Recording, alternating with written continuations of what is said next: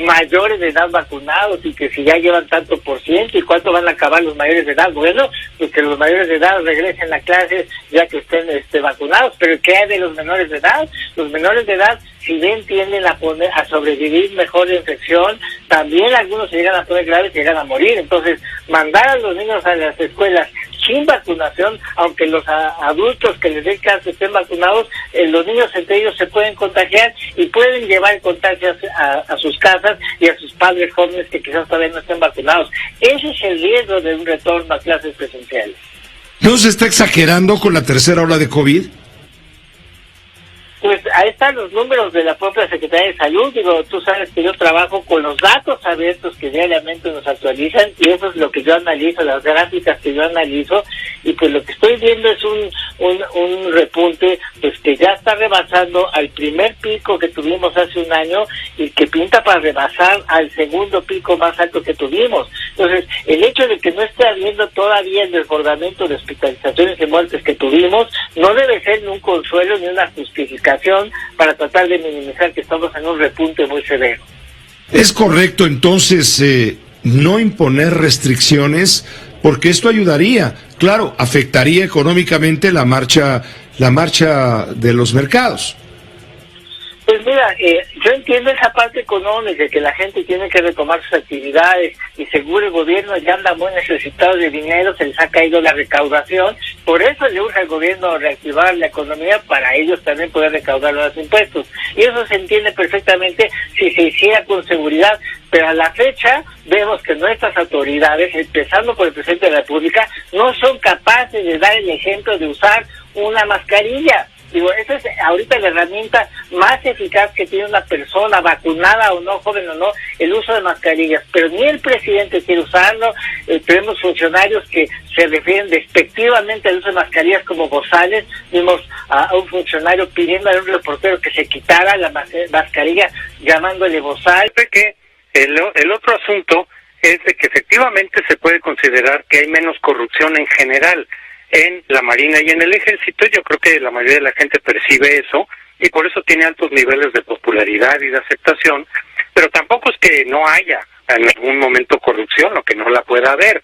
Hemos tenido casos de corrupción.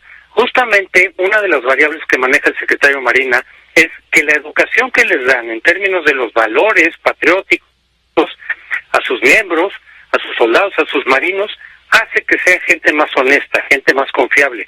Bueno, en general puede que sí, pero no necesariamente. Recordemos que ese fue el mismo argumento que utilizó el general Gutiérrez Rebollo en tiempos del presidente Zedillo para decir justo lo mismo, que era mucho más confiable el ejército porque había ese tipo de valores.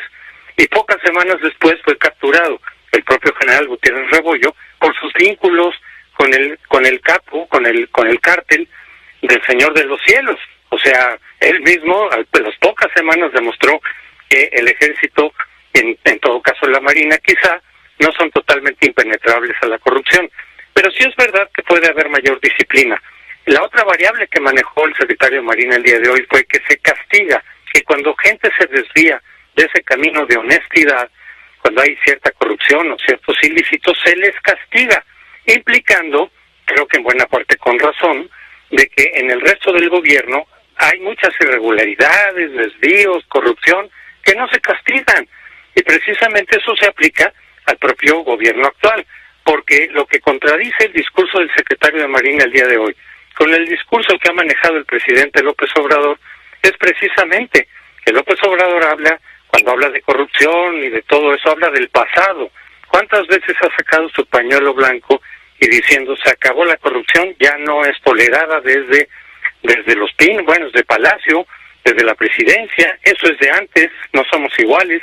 Y ahora el secretario de Marina no estaba hablando del pasado, estaba hablando del presente todavía. Y por eso precisamente como una forma de justificar de que les estén dando tantas responsabilidades administrativas. Su situación económica se endurece más la dictadura interna. Entonces, México hoy está apoyando a 3 dictaduras en América Latina, a Cuba, a Nicaragua y a Venezuela. Y esto es muy preocupante, que esta es la orientación de nuestro país, con un supuesto discurso antiimperialista, etcétera, que por lo menos a los cubanos no les convence, porque los cubanos que estaban protestando escuchan al presidente de su país decir que el problema, el levantamiento es culpa de Estados Unidos, y les entra por un oído y sale por el otro, Pepe, porque la gente lo que siente es de que la crisis interna es culpa de su gobierno y del régimen que los gobierna. Ya no compran el discurso de que todo es culpa de Estados Unidos, y desgraciadamente México y especialmente nuestro presidente pues simplemente está recurriendo a una retórica antiimperialista de los años 60, algunos dicen de los 70, yo digo que ni siquiera de los 70, de los 60, que hoy por hoy no es el problema fundamental. Es un problema, y el bloqueo sin duda está mal, pero Cuba tiene muchas posibilidades de prosperar al margen del bloqueo, y no lo puede hacer. Entonces, Pepe está en una encrucijada de una sociedad que quiere otra cosa.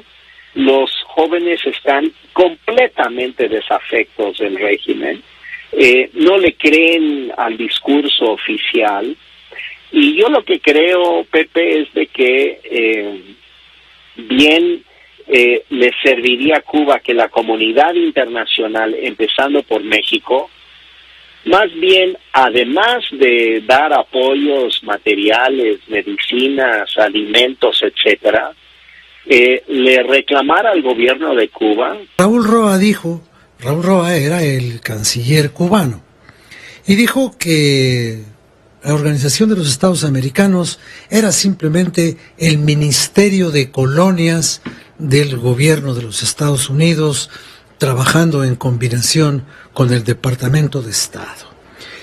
Debemos entender que aquellos eran los tiempos de la Guerra Fría, y que eso era lo que hacía de Cuba un país geopolíticamente importante. Cuba era una especie de bisagra entre los dos mundos, el mundo occidental por su cercanía con los Estados Unidos, y el bloque socialista y la Unión Soviética, que se habían extendido hasta llegar a Cuba y sembrar ahí armamento atómico que puso al mundo en riesgo de una tercera guerra mundial. Y ya sabemos cómo se resolvió la crisis de los misiles. En aquel tiempo Cuba tenía importancia geopolítica, una importancia más internacional que continental. Hoy, por desgracia, Cuba ya no tiene ninguna importancia. Ni geopolíticamente, no es una pieza de funcionamiento entre los bloques, porque ya no hay bloques. Y Cuba dejó de ser importante en la medida en que pase lo que pase en Cuba, ya no le preocupa ni a Rusia, ni a China. Pasó a ser un país de segunda en el tercer mundo, cuando había sido un país de primera importancia geopolítica en el tercer mundo.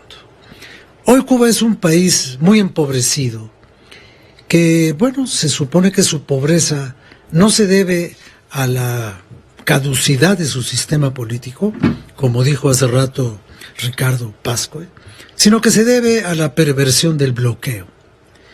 Pero si no tuvieran el bloqueo, no tendrían el pretexto.